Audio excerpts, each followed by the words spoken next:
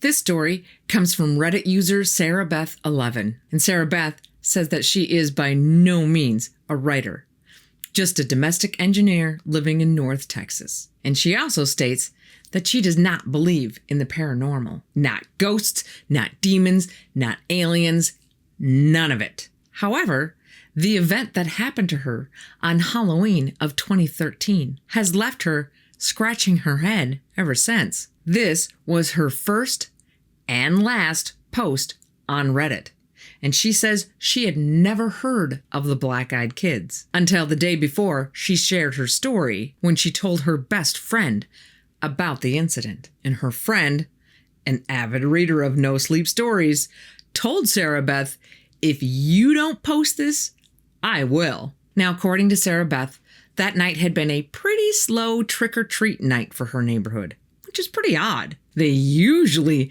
have kids from different areas being dropped off in their neighborhood, creating a constant parade of kids at the door. But oddly, that night they had no more than 8 or 10 groups of kids all night. And around 9:30, she and her husband are in the family room watching one of those ghost shows that are based on actual events. And while she and her husband both discount the paranormal stuff, they do love a good ghost story. And it's Halloween, right? Sarah Beth and her husband hadn't had any activity at their door in over a half an hour. So they decided it's time to get up and turn off the porch light and let their dog Chloe out of her crate. Chloe is an American bulldog, and she's very docile. They only put her in her crate because they were afraid that Chloe would try to get out and play with all of the kids. And Sarah Beth didn't feel like chasing her down the street. And they didn't want her to scare any of the kids because she can look a little intimidating for the younger kids. So Sarah Beth gets up, turns the outside light off, lets Chloe out of her crate, who follows Sarah Beth back to the couch and lays at her feet. And it was getting close to 10 p.m. when her husband says, "You know what? I got to work tomorrow. I'm tired. I'm going to go upstairs, take a shower, and go to bed." And her teenage son was out with his friends at a local haunted house, and she didn't expect him to be back for at least another hour.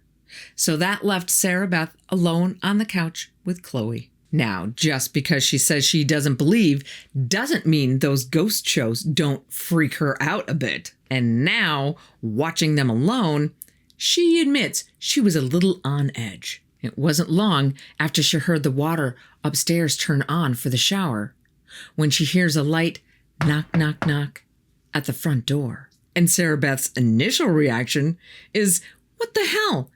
It's 10 o'clock. Go home." But an uneasy feeling comes over her. Why the knock? Their doorbell glows, and in the dark, without the porch light, it would be extra bright. It would be extra obvious to anybody standing there. And Sarah Beth pauses. She can't really ignore it. Their front door has a big beveled glass panel, and anyone standing right at the door can see in enough to see that somebody is in the family room watching TV. It would be pretty rude for her to just sit there and not answer it. Knock, knock, knock. Again from the door. She glances down at Chloe, and Chloe is gone. And Sarah looks along the usual path that Chloe takes to the front door, expecting her to be on her way there. But nothing. Chloe's not there. Sarah Beth stands up to look around the room better and finds Chloe crouching by the back door like she wants to go out. However, Chloe never asks to go out that way. She always comes and licks Sarah Beth's hand or puts her head on her knee. That was totally out of character for Chloe. And Sarah Beth admits that Chloe's odd behavior only heightens her anxiety. "Chloe, crate," she says. Chloe just turns back to look at Sarah Beth like, "Hell no, lady. I ain't moving." And Sarah Beth yells up to her husband, but she knows if he's already stepped into the shower, there is no way he's going to hear her. Knock, knock, knock. Again.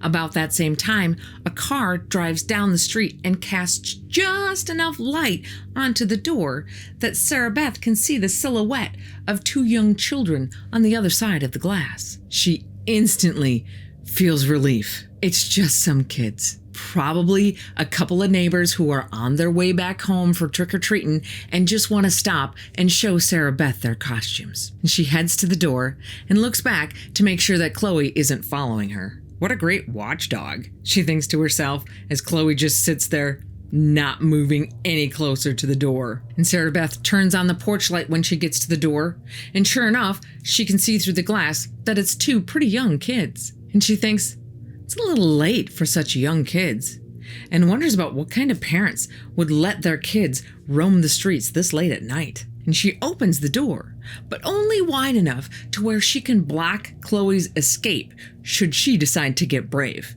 So only a couple of feet. And what strikes Sarah Beth immediately as odd is that the kids aren't wearing any costumes, just their normal street clothes. Also, no customary trick-or-treat either.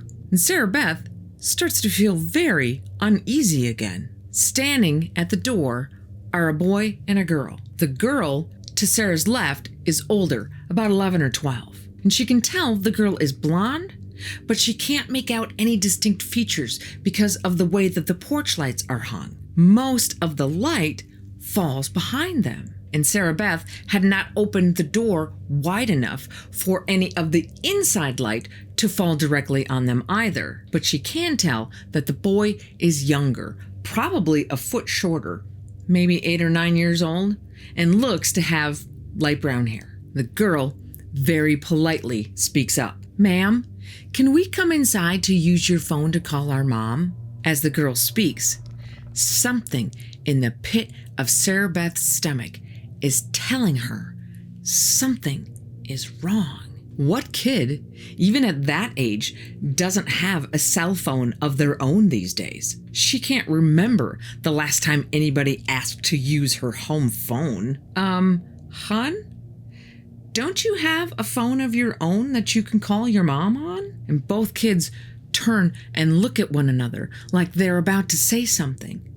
But they never do. They just both turn back to Sarah Beth. And she says, Ma'am, my cell phone battery doesn't have any charge left in it. Can we please come inside and call our mother? We're alone out here and my brother is scared. And Sarah Beth admits that there are now two competing feelings going on inside of her. The first, a mother's heart that desperately wants to help these two young children get back to their mom. The other, a sinking fear in her stomach that keeps the other feeling at bay. It was then that Sarah Beth noticed that during their conversation, she had actually opened up the door a few more inches that she had no recollection of doing. She stops. Honey, why don't you give me your mother's number and I'll call her myself. Another pause, and the kids once again look at each other without saying anything. And after a moment, they both turn back to Sarah Beth, and the girl says, Ma'am, my little brother needs to use your bathroom. Can we come inside while you call our mom? And with that last statement, the little girl moves closer toward the door, like she's just going to walk right on past Sarah Beth. And as the girl makes that forward move, she steps into the light coming from inside of the house, giving Sarah Beth her first real good look at the girl. Solid, jet black eyes. That's all she can see. That motherly instinct is gone and replaced by terror that Sarah Beth doesn't think she has ever felt in her entire life. She could feel every hair on her arms and the back of her neck standing at attention. And Sarah Beth closes the door again to where just her face is able to peek out. And the little girl stops and pleads again. Please, ma'am, we're really scared and alone out here. We have to come inside. Please help us. Then, like on cue, both kids begin to whimper and cry. That's when the fear takes over and Sarah Beth shuts and locks the door. I'll call your mom if you give me the number, she shouts through the door, but I am not letting you in my house. And she can still see them there on the porch, staring at her through the beveled glass window. And part of her wants to run upstairs to her husband, but the bigger part doesn't want to lose track of where they are. That would freak her out even more to not know where they are. And after what seems like forever, but was probably only a few seconds, Sarah Beth decides to call her neighbor who lives across the street. And as she makes her way to the side table in the family room where her phone is, she glances to the back door.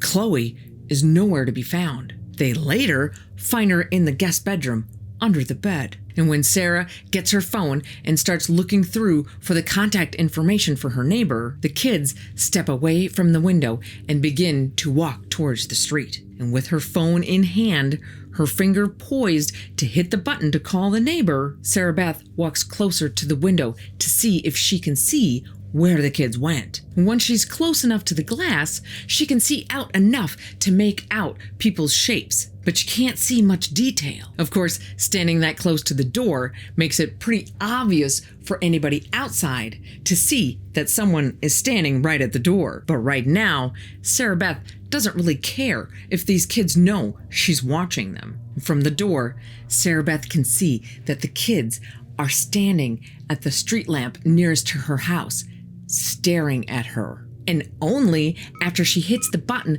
to actually dial her neighbor's number and puts the phone to her ear, do the kids start walking away down the street. And once Sarah Beth sees her neighbor come out and go stand underneath that street lamp, she goes out to meet him, and the kids are nowhere to be found. As she says, she doesn't believe in any of this stuff and had never heard of black-eyed kids before talking to her friend. What she really thinks, what she has to think, is that these kids were just out yanking people's chains on Halloween night. But she will say this for them: they were good. Really good. They scared the crap out of her and her dog.